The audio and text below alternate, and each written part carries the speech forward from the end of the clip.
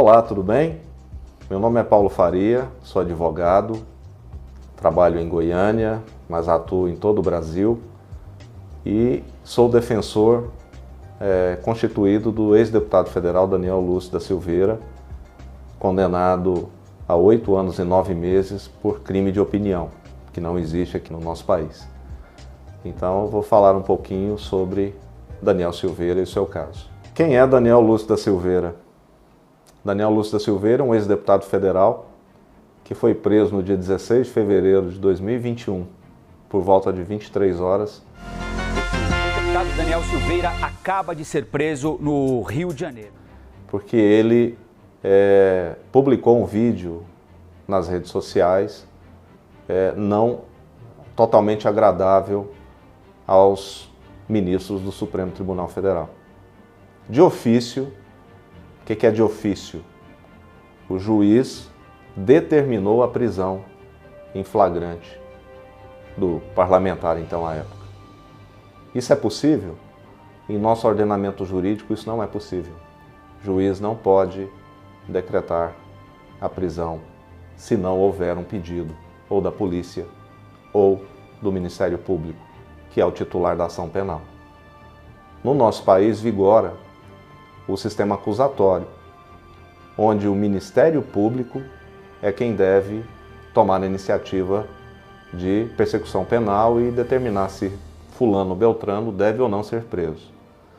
Então, nesse dia 16 de fevereiro de 2021, Daniel Lúcio da Silveira foi preso em flagrante na sua residência em Petrópolis por ter publicado um vídeo. Não foi respeitada a sua imunidade formal e material do artigo 53 da Constituição Federal. Ou seja, o ministro Alexandre de Moraes ignorou completamente esse privilégio constitucional dado aos deputados e senadores, que é a imunidade parlamentar. Então, nessa noite de 16 de fevereiro de 2021, Daniel Silveira foi levado à sede da Polícia Federal no Rio de Janeiro. E de lá, ele seguiu, permaneceu até que a Câmara dos Deputados votasse a manutenção ou não da prisão que ocorreu, salvo melhor juízo, em 19 de fevereiro de 2021. Por 364 votos, a prisão de Daniel Silveira foi mantida. Está encerrada a votação. A mesa vai proclamar o resultado. Sim, 364 votos. Então, Daniel Silveira foi confirmada a sua prisão pela Câmara dos Deputados. Ou seja, a cabeça dele foi entregue a Alexandre de Moraes, por Arthur Lira, presidente da Câmara. E então Daniel Silveira ficou em prisão, enjaulado, até o dia 14 de março de 2021, quando a sua prisão preventiva foi convertida em prisão domiciliar, com o uso de tornozeleira eletrônica, e o único perímetro que ele poderia circular era dentro da sua residência em Petrópolis. Ali ele permaneceu então até o dia 24 de junho de 2021, quando, por supostos descumprimentos de medidas cautelares, ou seja, supostas violações à tornozeleira eletrônica, o ministro Alexandre de Moraes determinou que ele fosse reenviado à prisão.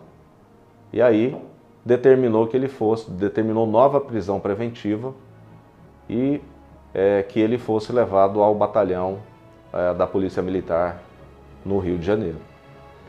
E lá ele permaneceu preso preventivamente até o dia 8 de novembro de 2021, quando ele obteve a liberdade, porém com o uso de tornozeleira eletrônica.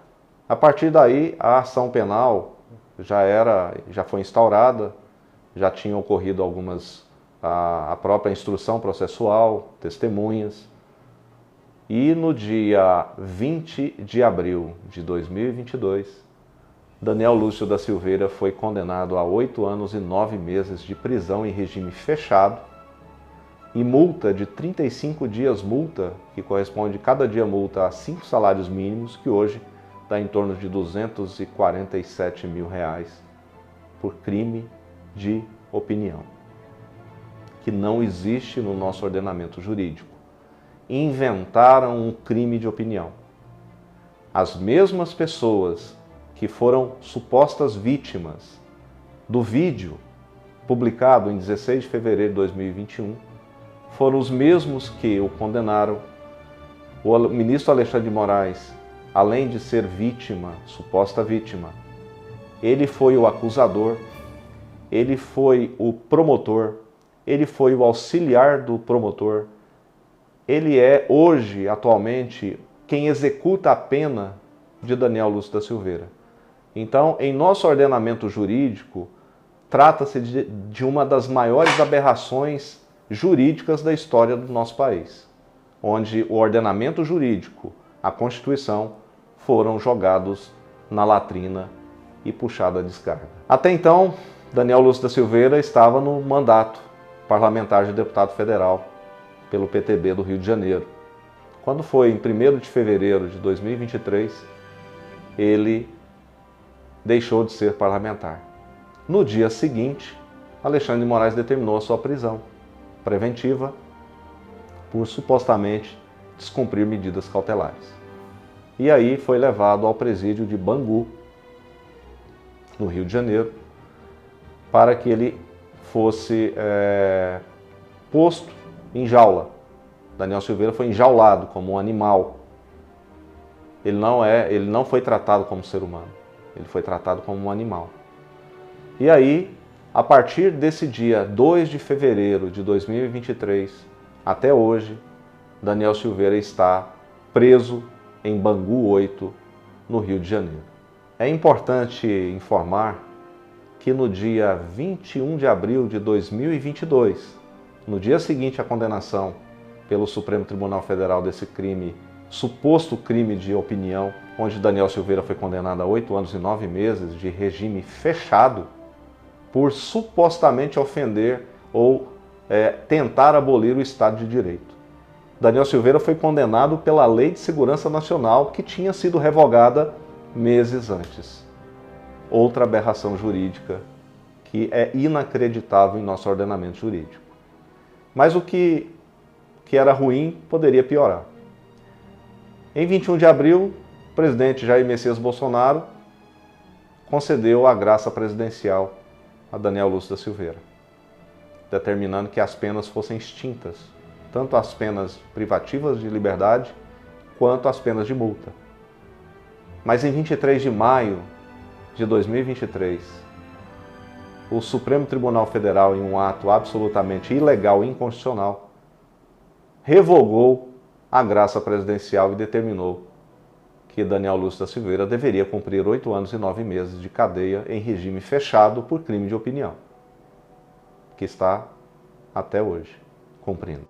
Julgando improcedentes as arguições de descumprimento de preceito fundamental e dos votos dos ministros Alexandre de Moraes, Luiz Edson Fachin, Luiz Roberto Barroso, Dias Toffoli e Carmen Lúcia, acompanhando a relatora na rejeição das preliminares e no juízo de procedência das ADPFs para reputar inconstitucional o decreto presidencial impugnado.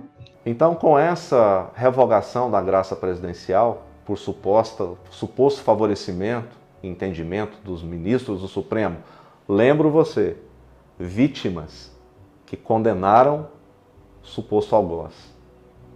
Isso é inaceitável num Estado democrático de direito. Porque viola o princípio do juiz natural, viola o princípio da imparcialidade do julgador. Então, como esperar a imparcialidade de um juiz se ele é a suposta vítima? Então, é inacreditável que nós vivemos de 2019 com a instauração de ofício do inquérito 4781, e esses fatos ocorridos com Daniel Silveira são frutos desse inquérito aberto em 2019, que completou agora 5 anos. Então, tudo isso que está acontecendo com Daniel Lúcio da Silveira é o que está acontecendo com o nosso país. Insegurança jurídica total, ditadura da toga completa e sem nenhum respeito à Constituição Federal e a nenhuma lei. Aliás, o que o ministro Alexandre de Moraes e seus pares estão fazendo é a aplicação do direito penal do inimigo, onde o Estado visa aniquilar aquele que é seu inimigo, que é justamente o desafeto de Alexandre de Moraes, Daniel Lúcio da Silveira. Depois que Daniel Lúcio da Silveira foi preso em fevereiro de 2023 e ele passou a cumprir pena em regime fechado, começou-se então a contar o prazo para que ele fosse progredido de regime, ou seja, a progressão legal de regime que nós temos aqui no Brasil, a Lei de Execuções Penais, a LEP. E consta na referida lei que quando o apenado conclui um certo percentual da pena, ele tem direito à progressão de regime, do fechado para o semiaberto e do semiaberto para o aberto. Então, Daniel Lúcio da Silveira, apesar de uma condenação inconstitucional, ilegal, imoral e política, ele já deveria estar no regime semiaberto. Mas Alexandre de Moraes não quer. Por que ele não quer? Porque fizemos inúmeros pedidos de progressão de regime, informando a ele que Daniel Lúcio da Silveira estava com excesso de cumprimento de pena em regime fechado. Hoje, há 215 dias, ele deveria estar no regime semiaberto, mas Alexandre de Moraes não permitiu. Disse que o percentual que a defesa tinha apresentado não era válido e aumentou de 16% para 25%, apesar de existir no processo um documento do próprio gabinete do ministro dizendo que o tempo para a progressão correspondia a 16%. Mas ele determinou que esse documento não teria validade e que deveria ser de 25%, aumentando o prazo do regime fechado de 520 dias para 787 dias para que ele tivesse o benefício da progressão de regime. Absolutamente ilegal esse ato, totalmente fora da lei. Em razão dessa ilegalidade, ingressei com diversos pedidos de progressão de regime. Mas o que fez Alexandre de Moraes? Multou a mim, aplicou uma multa por litigância de má-fé. Quero lembrar que quem tem o dever de punir o advogado é a OAB e não o juiz ou o ministro, quem quer que seja. Nesse sentido, ele usurpou a função da Ordem dos Advogados do Brasil. E mais, ele aplicou uma multa que não existe no Código Penal. Não existe no ordenamento jurídico em direito penal a multa por litigância de má-fé. Ele viola a Constituição, porque não há lei, não há pena sem lei anterior que a defina. Ele violou o Código de Processo Penal, porque não existe em nosso ordenamento jurídico pena de multa por litigância de má-fé em direito penal. E ele violou a Lei 14.752 de 2023, que aboliu a única pena que tinha no Código de Processo Penal, que era por abandono do advogado ao caso, que não existe mais. Então, essa forma que o ministro Alexandre de Moraes tem tocado esse processo, e agora ele é o juiz da execução penal. Quem decide se vai ou não progredir de regime é ele. Então ele é a vítima, ele é o acusador, ele é quem determina a investigação, ele é o juiz, ele foi o juiz que condenou e hoje ele é o juiz da execução penal. Então, ele é tudo. E nós questionamos, eu particularmente questionei em diversas petições, que ele é incompetente para ser. Ele era incompetente até para julgar, ele era impedido, era suspeito porque ele tinha interesse subjetivo na condenação do Daniel Lúcio da Silveira. Mesmo assim, com as arguições de suspeição que fiz, o tribunal entendeu que ele não era suspeito. Mas se fosse em um juízo anterior, no juiz de primeira instância ou de segunda instância dos tribunais dos estados, certamente haveria a aplicação do princípio da imparcialidade. E ele seria suspeito, ele não poderia julgar. E no dia do julgamento, em 20 de abril de 2022, eu disse, no plenário daquela corte, eu disse, se Daniel Lúcio da Silveira for condenado aqui hoje, é uma condenação política, não é uma condenação jurídica, porque juridicamente o relator da ação penal 1044, o ministro Nunes Marques, acolheu todas as teses da defesa e absolveu Daniel Lúcio da Silveira de todas as acusações que imputadas a ele pelo Ministério Público.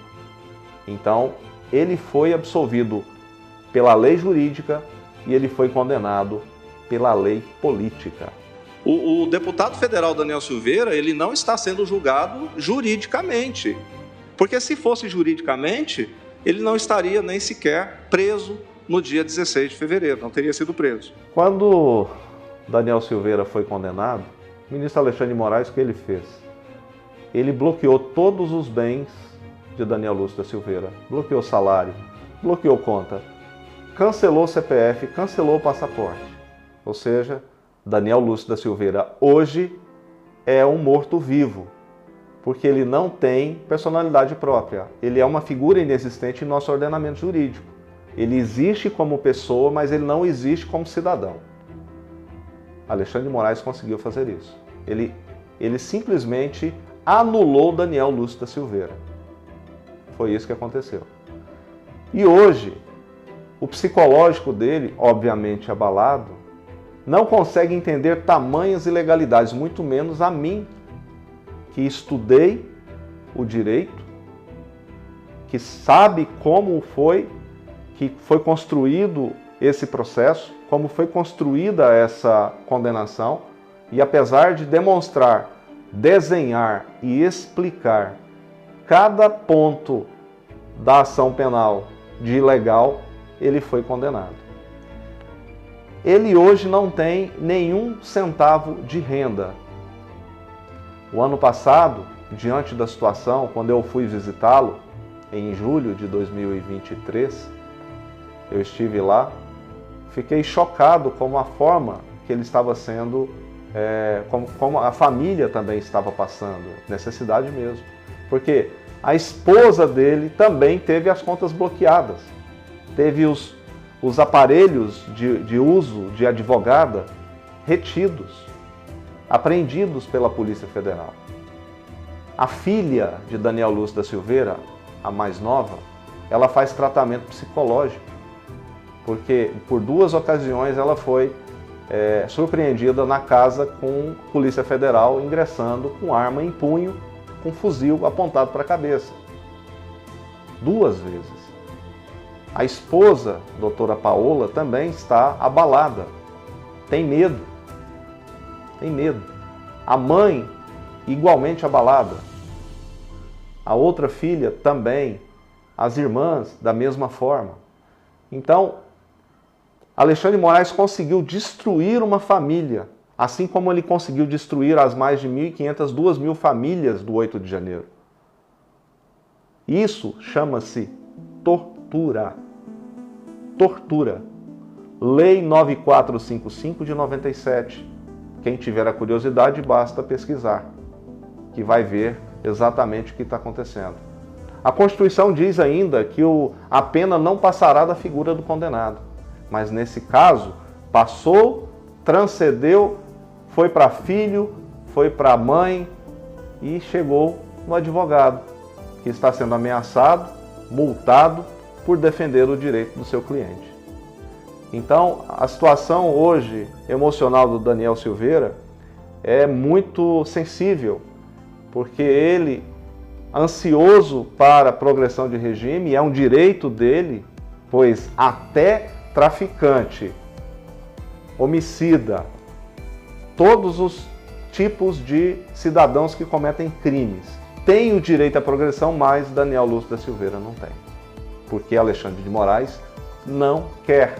Não é porque não exista a lei e o direito, é porque Alexandre de Moraes não quer, porque ele persegue implacavelmente Daniel Lúcio da Silveira. É um desafeto pessoal. Ele disse, os atos dele são claramente para destruir e anular Daniel Lúcio da Silveira. E foi o que ele conseguiu até o presente momento. Mas a defesa nunca vai cessar e eu nunca vou deixar de defender o direito dele. Jamais.